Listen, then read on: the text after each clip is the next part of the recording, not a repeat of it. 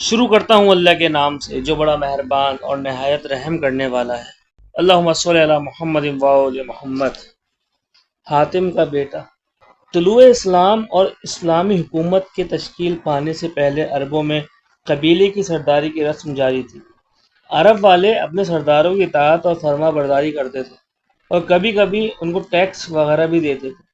عرب قبیلوں کے مختلف سرداروں میں ایک سردار حاتم بھی تھا جو اپنی ثقافت کی وجہ سے بہت مشہور تھا اور قبیلہ تئی کے سربراہ کے عنوان سے یاد کیا جاتا تھا۔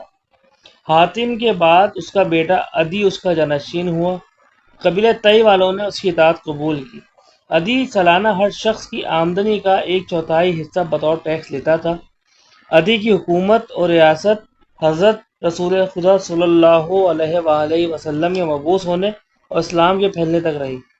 قبیلہ تئی بت پرست تھا، لیکن عدی نصرانی مذہب پر ہونے کے باوجود اس کے لوگوں سے چھپاتا تھا۔ عرب والے جو مسلمان ہوتے جاتے تھے وہ اسلام کی آزادانہ تعلیمات سے واقفیت حاصل کر کے سرداروں کی جبری اطاعت سے آزاد ہوتے جا رہے تھے۔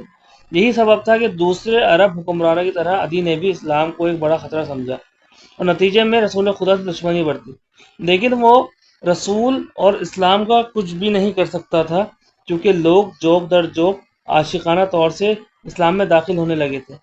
اسلام و مسلمین کی طاقت و عظمت سے بڑھنے لگی تھی۔ عدی اچھی طرح سمجھتا تھا ایک دن میری جستجو میں بھی آئیں گے اور میرے تخت و حکومت کو الٹ دیں گے۔ اسی لیے اپنے خاص خدمت گزار جو ایک غلام تھا اس کو حکم دیا کہ تیز رفتار اونٹ ہر وقت حاضر رہنا چاہیے اور جس دن بھی اطلاع ہو جائے کہ اسلامی فوج نزدیک آ گئی ہے فوراً آگاہ کریں۔ ایک دن غلام آیا اور کہا جو کچھ کرنا ہو کرو، اسلامی فوج قریب آ گئی ہے۔ عدی کے حکم کے مطابق اونٹ لائے گئے اور اس پر گھر والے سوار ہوئے اور جو سامان لے جانے قابل تھا سب اونٹوں پر لاد کر شام کی جانب بھاگ کر اپنے ہم خیال اور ہم مذہب افراد سے جا ملا، لیکن جلد بازی کی وجہ سے اپنی بہن صفانہ کو بھول گیا اور وہیں چھوڑ گیا۔ اسلامی فوج جس وقت پہنچی عدی بھاگ چکا تھا۔ اس کی بہن صفانہ کو اسیروں کے ساتھ مدینہ لے گئے اور عدی کے بھاگنے کی خبر رسول اللہ کو دی۔ شہر مدینہ کی مسجد کے باہر ایک احاطہ تھا جس کی 4 دیواری چھوٹی تھی، اسی میں اسیروں کو رکھا گیا۔ ایک دن رسول اسلام مسجد جانے کے لیے وہاں سے گزر رہے تھے۔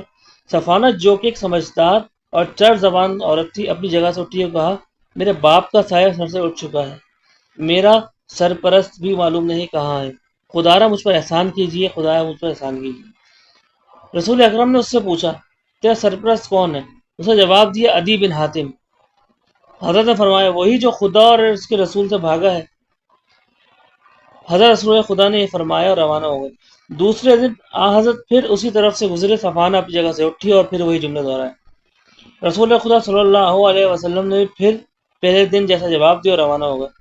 صفانہ کی امید پوری نہ ہوئی۔ تیسرے دن پھر پیغمبر اسلام اسی طرف سے گزر رہے تھے، لیکن صفانہ کو اپنی درخواست کے پورا ہونے کی امید نہ تھی، اسی لیے اسے ارادہ کیا کہ اب وہ کچھ نہ کہے گی، لیکن حضرت کے ساتھ ساتھ ایک جوان چل رہا تھا۔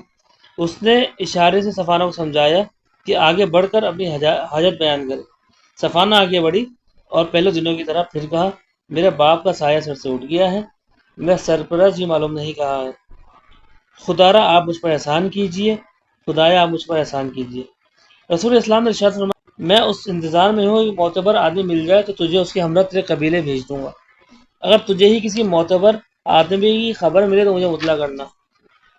جو لوگ وہاں موجود تھے ان سے صفانہ نے دریافت کیا کہ پیغمبر اسلامی پیچھے پیچھے ساتھ کون جوان چل رہا ہے جس نے مجھ سے اپنی حاجت بیان کرنے کا اشارہ کیا؟ سب نے کہا وہ جوان علی ابن ابی طالب تھے۔ کچھ دنوں بعد صفانہ نے حضرت رسول خدا کو اپنے قبیلے کے قابل اعتماد گروہ کے مدینہ آنے کی خبر دی اور کہا کہ مجھے ان لوگوں کے ساتھ بھیج دیں۔ حضرت نے اسے نئے کپڑے، سفر کا خرچ اور سواری دی۔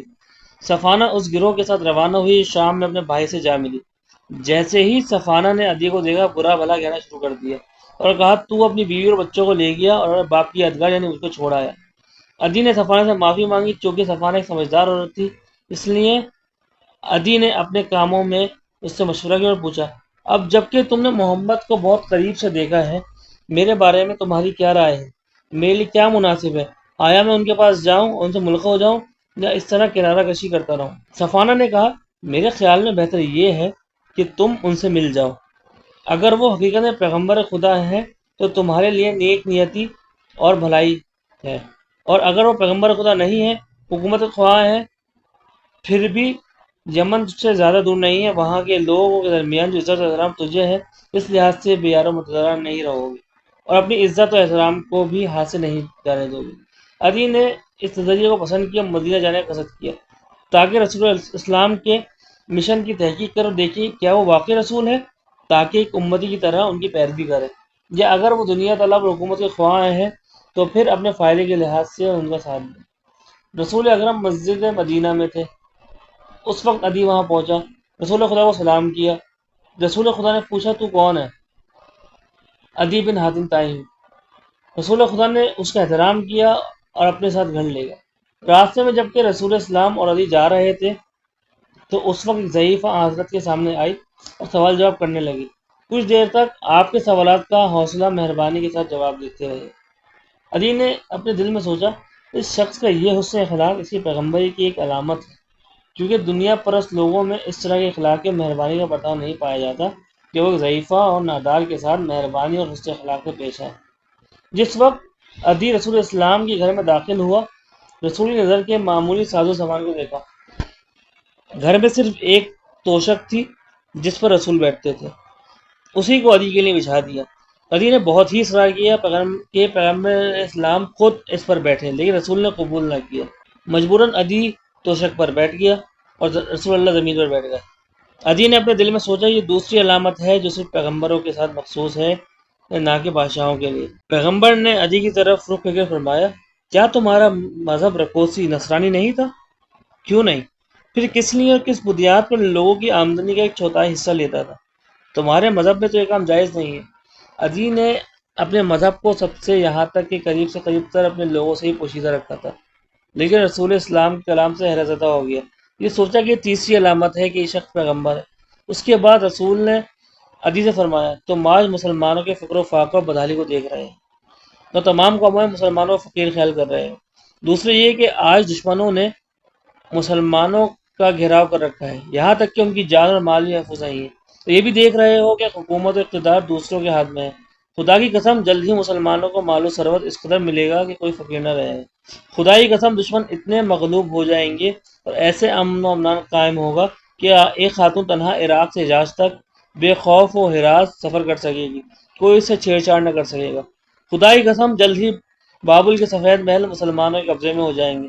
عدی انتہائی خلوص و کامل عقیدے کے ساتھ اسلام لایا اور آخری عمر تک اسلام کا وفادار رہا۔ رسول اسلام کے بعد کافی عرصے تک زندہ رہا اور پیغمبر کی وہ باتیں جو پہلی ملاقات میں اور وہ پیشن گوئی مسلمانوں کے بارے میں فرمائی تھی ان کو ہمیشہ یاد رکھا اور کبھی نہ بلایا۔ وہ کہتے تھے، میں نے اپنی زندگی میں ہی دیکھ لیا کہ سرزمین بابل مسلمانوں کے قبضے میں آ گئی۔ امن و امان ایسا تھا کہ ایک عورت عراق سے حجاز تک تنہا سفر کر سکتی تھی اور کوئی خطرہ نہیں تھا۔ خدا کی قسم مجھے یقین ہے کہ عنقریب ایسا زمانہ آئے گا، کوئی فقیر مسلمانوں میں دکھائی نہ دے گا۔